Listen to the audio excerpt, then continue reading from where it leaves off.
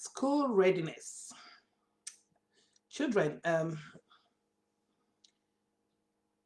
should start school ready to learn, to be educated.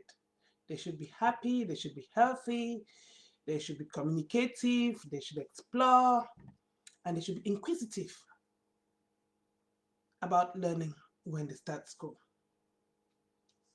We know that children are joyous, children love to play, children love to explore, they are curious when they see new things. And as such, we need to encourage that exploration. Hi, my name is Aqua, and I am an early years practitioner. I am passionate about speech and language and communication, and I support children who are delayed in speech and language development and encourage parents and I train parents to be able to support their children at home. So, we said in this month of August, we're going to talk about school readiness. I already did a video in the past about potty training, but that is just one aspect of school readiness. Before we start, we'll define what school readiness is, and I'm just going to read to you a definition from um, Kelsey. This is a website talking about school readiness in Kent.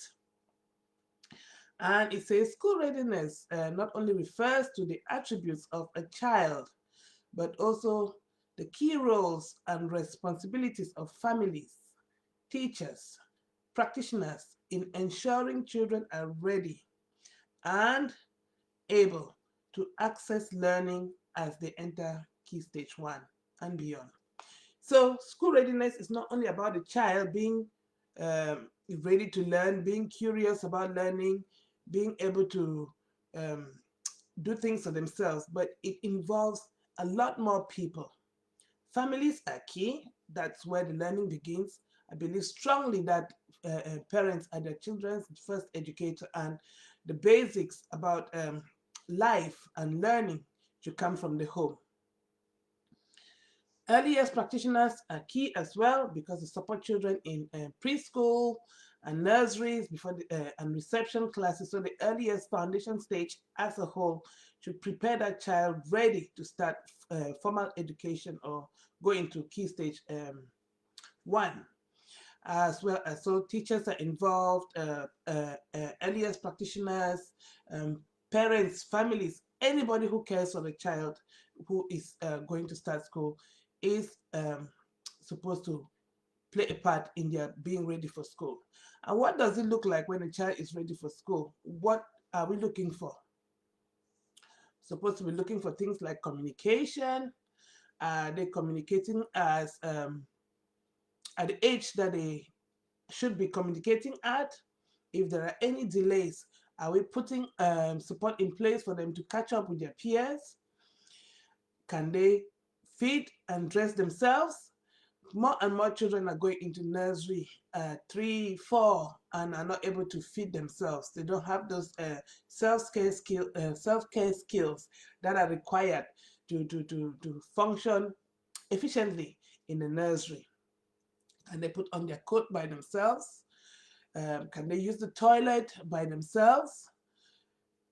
So some of these things we take for granted, and more children are going into nursery, and nursery staff are expected to do the things that parents should be doing at home.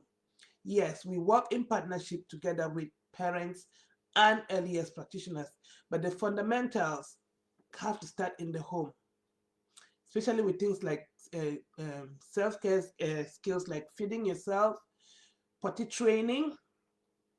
We may require support with speech and language development, or we may require support with all these aspects if there are other difficulties occurring in the home or with the child that prevent them excuse me, from learning these skills.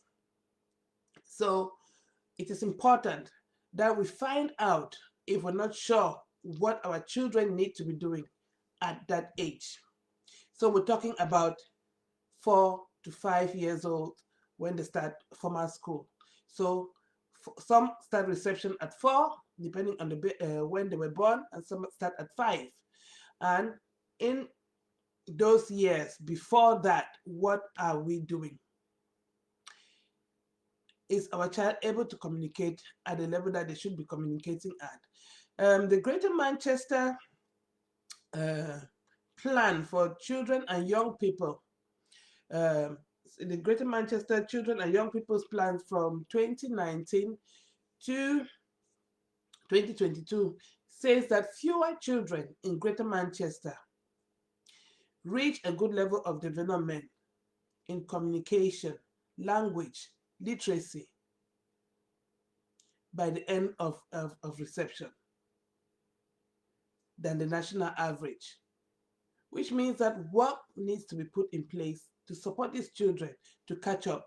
They say that on average, disadvantaged children are 4 months behind in their overall development at the age of 5, which is not only speech and language, which means it's physical development, which means it's personal, social, and emotional development, which means it's their math skills, which means the understanding of the world, which means communication. So all the different areas of development that is covered in the early years foundation stage. It says that disadvantaged children are 4 months behind in their overall development.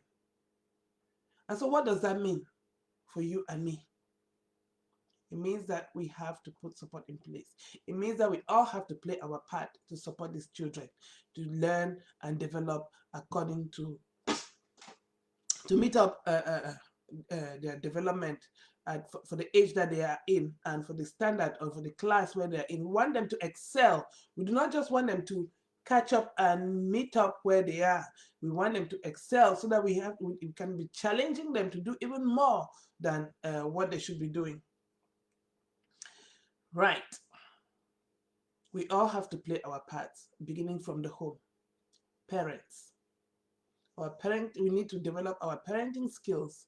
If we are we do not know something in an area, let us ask for help. Let us speak to friends, speak to the nursery teachers, speak to other family members who have gone ahead of you, who have children who are older, so that we can get support. We in Cameroon we say the child, or in Africa in general, it says the child is raised by the village. So one hand cannot tie a bundle. Everybody needs support at some point in their life. So if you need support with parenting, seek help. There is help available everywhere. You can go to your GP and they'll refer you to your health visitors. If you do not know who your health visitor is, you can speak to your child's nursery teacher. You can find your nearest children's center so that you can ask for support. There are lots of parenting courses. The early years foundation stage courses aimed at parents so that they understand a bit of child development, to know what their child should be doing at what age, so that if you find that there is a difficulty, if you find that your child is not talking by the age of 2, if you see that they're not walking by 15 months, you speak to your health visitor, you seek help. There is nothing wrong with asking for help. Asking for help is a sign of strength and not a weakness. Because if you ask for help and the support is put in place, it is not only for you, but it's for that child. And that has an impact on their life chances and the eventual life outcomes for them. So when support is put in place early, our children do better. Here I am going to, at this point, I'm going to tell you about what I am doing in my own little capacity to help and support children in the early years so that they get ready for school. On my day job, I work with children and families. I do assessments, I do interventions for children. So I do an overall assessment called ASQ, and if they're delayed in any aspect of their development, I refer for speech and language or audiology or whatever else they may need. And if it's something that is out of beyond my reach in work, obviously I tell the health visitor who is the overall case holder for that child. So each child has a health visitor or should have a health visitor. And if you do not know who your health visitor is, then Go to your nearest children's center, go to your GP, look in your red book, and you'll find out who your health visitor is. But privately, because of what I do during my day job or my everyday job, I saw that there is a gap in the market. A lot of children are being picked up with speech and language delay. And the waiting list to see a speech therapist is quite long, sometimes 12 to 18 months or even longer. And with the pandemic and the lockdowns and children not being able to access early year settings or see their health visitor on time, a lot of children are delayed in their development and were not picked up. And as such, there is a gap between the time that they'll have to wait to see the speech therapist, and it has grown even bigger. And sometimes by the time they're assessed and they're put on the waiting list and they're being seen to, it is quite a long gap. So 3 4 months down the line, and then nothing is being done yet. So I encourage every parent to seek early intervention support. Go to your children's centers, access your free um, sessions in the library, rhyme times, and all that kind of stuff. Access your stay and plays in your children's centers. Do whatever it takes to give your child the opportunity to learn and develop. So I started this company called Attached SC Consultancy to support children with speech and language delay. I work with families, and I do one-to-one interventions. I also do training courses for parents who have children who are delayed in their language development. And my desire is to remove this barrier that is speech and language delay, because communication and language development is at the center of all children's learning and development. And if our children cannot communicate, cannot understand language, they're going to struggle in all other areas of their development. Because if they're doing literacy and they cannot understand, they will not be able to read, they will not be able to understand the context of the story that they may be reading. They may not be able to understand the maths questions, because a lot of maths questions these days are problem solving questions, and you have to read the question and understand it, break it down before you put it in figures. So communication and language is at the center of everything for the child's learning and development. Now, we understand that some children may be delayed in their language development because of other aspects. I'm not going to go into the causes of language delay, but aspects of their development that is beyond their control, as in maybe medical issues, neurological issues, and things like that. So that is not what I'm talking about. I'm talking about children who have the ability to be able to pick up the language and are behind. We need to seek support for all children. So we need to be able to give them the support that they need to develop. And as such, I work with children and family and their parents privately, to support them when they're waiting to see maybe a pediatrician, or they're still waiting for their speech and language assessment with the speech therapist. What I do is I stand in the gap. I bridge the gap for the children. And if they've already seen a speech therapist and they already have an assessment and targets for parents to meet do with their children, then